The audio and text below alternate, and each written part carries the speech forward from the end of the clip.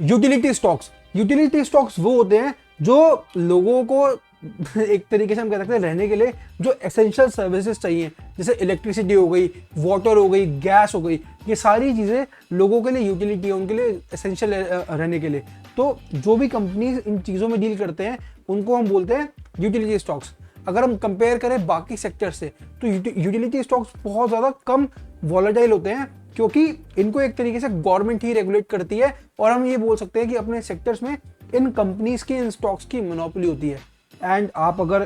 Obviously ये video देख रहे हो और आपको थोड़ा बहुत इकोनॉमी का आइडिया है, तो आपको पता ही होगा कि अगर किसी भी स्टॉक की, किसी भी कंपनी की, किसी भी चीज़ की अगर मोनोपोली है तो उसमें इन्वेस्ट करना फ़ायदा ही है, क्योंकि एक तरीके से मोनोपोली कंपनी अपने हिसाब से मार्केट मूव कर सकती है नाउ।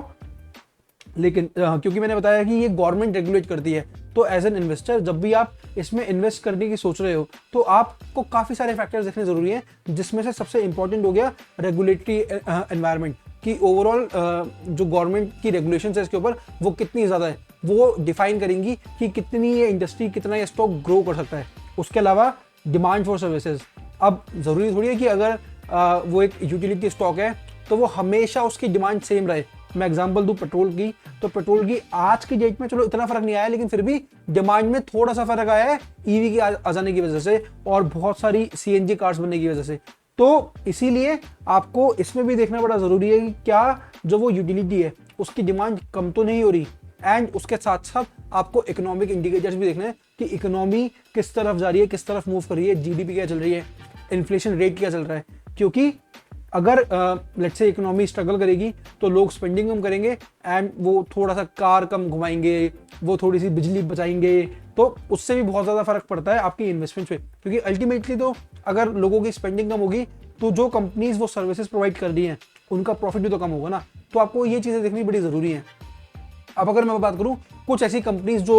यूटिलिटी स्टॉक्स का अगर एग्जाम्पल्स की बात करूँ तो एनटीपीसी आपको पता होगा, power grid corporation of India, Gujarat gas limited, ये वो सारी कंपनीज हैं जो आपको एसेंशियल सर्विसेज प्रोवाइड करती है। अब इन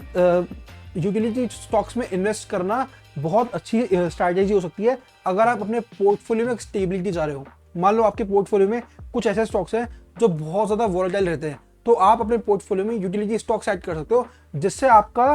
पोर्टफोलियो स्टेबल रहे और अगर वॉलेटाइल कंडीशंस है मार्केट के अंदर तो बहुत ज़्यादा इम्पैक्ट ना हो। पर हमें ये मान के भी चलना पड़ेगा, क्योंकि ये स्टेबल स्टॉक्स हैं, ये स्टेबिलिटी प्रोवाइड करते हैं, इनमें ग्रोथ का पोटेंशियल बहुत ज़्यादा नहीं है। तो आपको ये कुछ ऐसे स्टॉक्स होते हैं जैसे यूटिलिटी स्टॉक्स हो गए, आपके कंज्यूमर स्टेबल स्टॉक्स हो गए, तो ये स्टॉक्स कुछ ऐसे होते हैं जो आपको एक स्टेबल इनकम दे सकते हैं, ज़्यादा ग्रोथ का पोटेंशियल नहीं होता। लेकिन एज एन इन्वेस्टर अगर आपको सक्सेसफुल बनना है, you want the best of everything, आपको अपने पोर्टफोलियो को इस तरीके से डाइवर्सिफाई करना जरूरी है कि आपके पास